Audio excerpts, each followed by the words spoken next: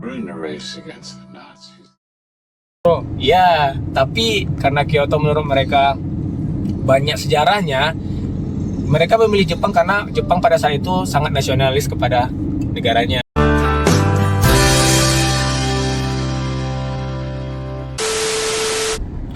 Jadi kok bisa nyasar ke Hiroshima, Ron? Iya, jadi nyasar ke Hiroshima itu intinya gini, pas saat dia ingin kan tadi udah aku bilang, pas saat dia mau nyerang Jerman, rupanya Jerman udah kalah kan. Terus dia mencari negara lain. Nah, Jepang pada saat itu karena pada saat itu warga negaranya sangat nasionalis lah kepada Jepang ini. Dipilih Kyoto pertama. Nah, Kyoto ini karena banyak sejarahnya, makanya jatuh ke Nagasaki dan Hiroshima. Itu bom atomnya. Bukan karena padat penduduk.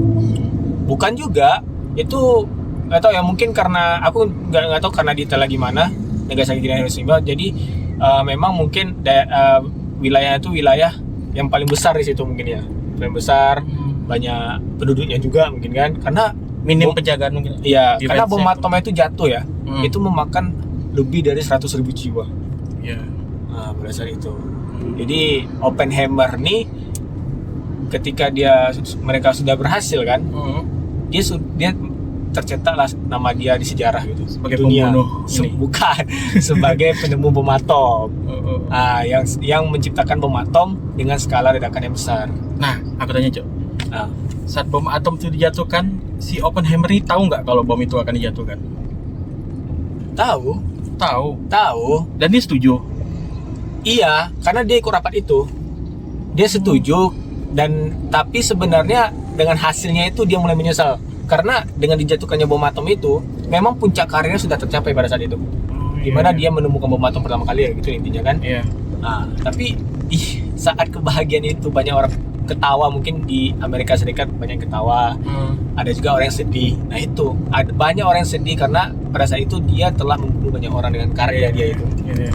Dan juga ada orang yang hanya membisu melihat kejadian tersebut, Iya. karena dia sampai bisa membunuh lebih dari 100.000 jiwa. Iya.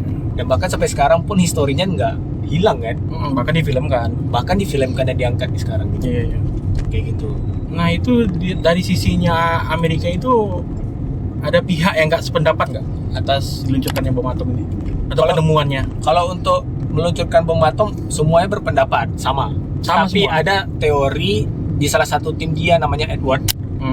Dia bahkan ingin membuat suatu bom atom yang memiliki skala lebih besar lagi. Lebih besar lagi. Dengan menambahkan gas hidrogen. Bom hidrogen. Iya, Iya. ada hidrogen di situ. Karena yang pernah aku baca, bom atom itu susunannya adalah uranium dan plutonium.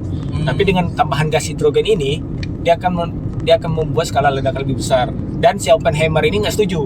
Nggak setuju ya? Nah, dan dia sudah ngomong ke Einstein juga. Ngomong ke Einstein bahwasanya si Edward ini ingin buat seperti ini, dan Einstein malah setuju sama Oppenheimer karena ini akan bisa membakar atmosfer bumi. Oh iya. Makanya ditolak pada saat itu usulan Edward, tetap melanjutkan apa yang sudah dirancang oleh Oppenheimer tentang bom atom itu. Kayak gitu. Ada juga aku baca-baca kan. Terus aku lihat di video ada sosok namanya Strauss. Itu siapa sebenarnya? Oh iya, jadi Louis Strauss ini kayak apa ya? Dia seorang fisikawan juga, tapi dia tuh benci dia sama Oppenheimer. Dia dari negara yang sama. Iya, jadi dia benci sama Oppenheimer. Terus karena pada saat itu dia pernah dipermalukan di sidang terbuka, salah satunya. Dan juga dia memberitahu, jadi di tim Oppenheimer ini, tanpa sepengetahuan Oppenheimer, ada satu tim dia, satu orang, namanya Klaus. Itu tuh merupakan mata-mata dari Uni Soviet di tim Oppenheimer. Iya. Ketika dia buat bom atom itu dikasih tahu oleh Louis Strauss itu. Strauss pada yang ngasih tahu. Oppenheimer. Iya.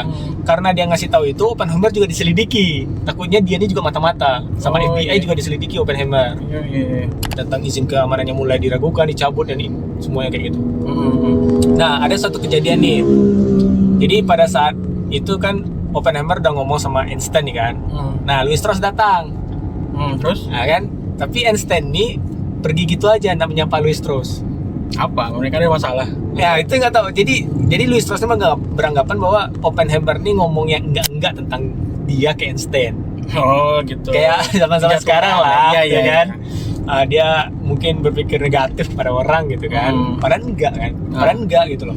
Jadi karena hal itu dia ingin menjatuhkan Oppenheimer. Dia buat skenario lah seolah-olah Oppenheimer nih kayak gini, terus dia juga mengungkapkan hubungan cintanya juga yang kayak gini biar Oppenheimer tuh makin jatuh. Di benar-benar difitnahnya lah di situ. Tapi ada satu orang gitu kan, namanya David. Dia mendukung Oppenheimer nih. Siapa itu? Iya, dia yang salah satu pendukung Oppenheimer pada saat si Louis Strauss itu di sidang gitu kan, dia mengungkapkan keburukan Oppenheimer. Ada satu orang David yang mengungkapkan kebenarannya. Oh gitu. Jadi Oppenheimer nih bebas dari tuduhan itu. Dan bahkan terakhirnya dia dicap sebagai seorang yang loyal kepada negara penghargaan. Iya, kayak gitu kisahnya Oppenheimer nih. Dari tadi kan ini kan bahasnya tuh kayak serius tentang peperangan, dokumenter tentang Oppenheimer. Apa ada nggak kisah percintanya dari Oppenheimer ini? Iya. Jadi Jadi kan relax sedikit lah. jadi kan kayak manusia biasa lah. Dia kan butuh ini juga kan. Iya. Ya tau lah intinya itu. Jadi ada pada saat malam tuh dia ngikutin pesta. Paralel enggak maksudnya. Enggak. Pesta orang sana kan agak-agak Party gitu ya kan. Iya. Ketemu cewek namanya Jean.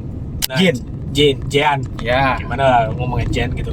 Jadi Jean ini seorang psikiater yang dimana dia berideologi komunis. Tapi yang sukanya itu si Jean ini suka sama Oppenheimer, bukan Oppenheimer. Samanya? Awalnya bukan sama Oppenheimer. bukan, maksudnya si Jean-nya suka duluan ke Oppenheimer. Oh dia duluan. Iya, karena dia melihat ketampanan, terus kepintaran, jenjang karirnya udah bagus. Jenjang karir udah bagus. Masa depan cerah kok. Masa depan cerah nih. Senang kali ini mertua nih. Iya, jadi mereka tuh mulailah bercocok tanam malamnya. Oh ya, bercocok tanam. Iya, bercocok tanam dia. Nah, setelah itu tapi ya kayak manusia biasa lagi. Oppenheimer beberapa hari kemudian dia ketemu cewek yang lain. Terus namanya Kitty. Ya, jadi kalau di sini bedanya Oppenheimer yang suka. Oh gitu. Jadi beda sama Jin tadi ya. Kalau Jin yang suka duluan kan. Kalau Oppenheimer yang suka. Terus dalam kemudian dia menikahi Kitty. Gak jadi sama Jin. Kasian sekali. Baru sama Kitty kan. Nah, jadi pada saat project Manhattan tadi berlangsung kan, Oppenheimer ini masih berhubungan sama Jin. Masih bercocok tanam dia. Masih. Walaupun dia udah nikah. Nah, itulah ya budaya di sana gitu kan. Ya udah, pada saat itu karena pada saat project ya tidak boleh diketahui oleh orang luar, maka J itu dibunuh sama ini pemerintah karena takutnya bocor itu masalah project itu.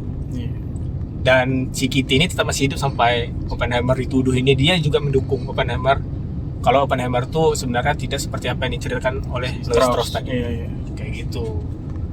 Jadi endingnya seperti itu. Jadi penghargaannya sebagai loyal di negara. Kayak gitu intinya. Hebat ya. Udah.